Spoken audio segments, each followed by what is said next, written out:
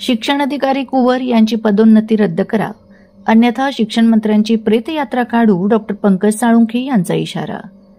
धुळे जिल्हा परिषदेच्या शिक्षणाधिकारी किरण कुवर यांची पदोन्नती तात्काळ रद्द करून शासनाची फसवणूक केल्याप्रकरणी त्यांच्यावर फौजदारी गुन्हा दाखल करावा, अशी जोरदार मागणी डॉक्टर पंकज साळुंखे यांनी पत्रकार परिषदेत केली आहे.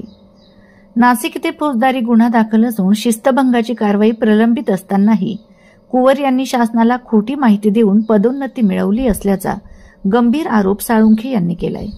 धुळ्यातील विशेष शिक्षक समायोजन प्रक्रियेत मोठा आर्थिक गैरव्यवहार झाला असून जळगाव जिल्हा परिषदेतील नियुक्तीसाठी एका मंत्र्यासोबत 89 लाखांचा व्यवहार झाल्याचे पुरावे असल्याचा दावाही त्यांनी केलाय. येत्या 8 दिवसात ही पदोन्नती रद्द करून चौकशी न केल्यास शिक्षण मंत्र्यांची ज्वलंत प्रेतयात्रा काढून तीव्र आंदोलन करण्याचा इशारा देण्यात आला आहे.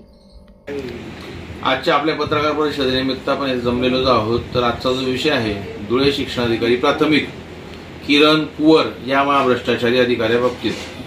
या किरण कुवर या ज्या महिला आहेत, या महिलांना दिनांक 3 ऑक्टोबर 2024 रोजी पदोन्नती मिळाली. ही पदोन्नती यांना तात्पुरत्या स्वरूपाची मिळालेली होती या GR मध्ये, या आदेशान्वये.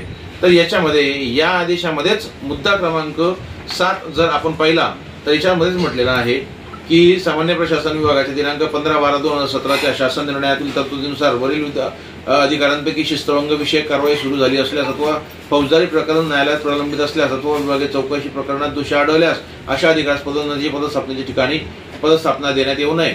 बघायला गेलं तर या महिला अधिकाऱ्यावर सरकारवाडा पोलीस स्टेशन नाशिक येथे फौजदारी स्वरूपाचा गुन्हा दाखल आहे. त्याचा हा पुरावा, हे त्यांचं पुरावा, हे त्यांचं नाव खाली किरण जयप्रकाश कुवर.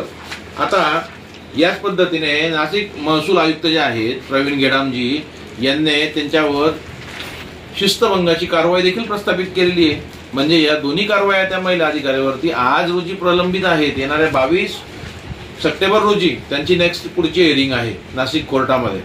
तरी या महिला अधिकाऱ्याला कुठल्या निकषावर पदोन्नती दिली? शिवाय या महिला अधिकाऱ्याचे जे पती आहेत जयप्रकाश कुवर हे भाडोत्रीसारखे भडवेगिरी करत त्या ठिकाणी शालेय शिक्षण विभागाच्या शिक्षणाधिकारी कार्यालयाच्या बाहेर पैसा कलेक्शन करण्यासाठी बसलेले असतात. कुठल्या निकषाने, कोणाच्या आदेशाने बसलेले असतात. जातात सगळ्या ठिकाणी भाईगिरी करतात, दमदाटी करतात. शिवाय सगळ्यात महत्वाचा विषय म्हणजे याच्यामध्ये की जर येत्या 8 दिवसामध्ये या किरण कुवर महिला अधिकाऱ्याच्या बाबतीमध्ये हिला कायमस्वरूपी घरी पाठवण्याचा निर्णय शासनाने घेतला नाही तर मला नाईलाजास्तव शालेय शिक्षण मंत्री जे आहेत यांची जिवंत प्रेतयात्रा काढून आंदोलन करावं लागेल. या संदर्भात आंदोलनादरम्यान कुठलाही अनुचित प्रकार घडला त्यास राज्याचे दोघी मुख्यमंत्री आणि धुळे जिल्ह्याचं प्रशासन हेच जबाबदार राहील.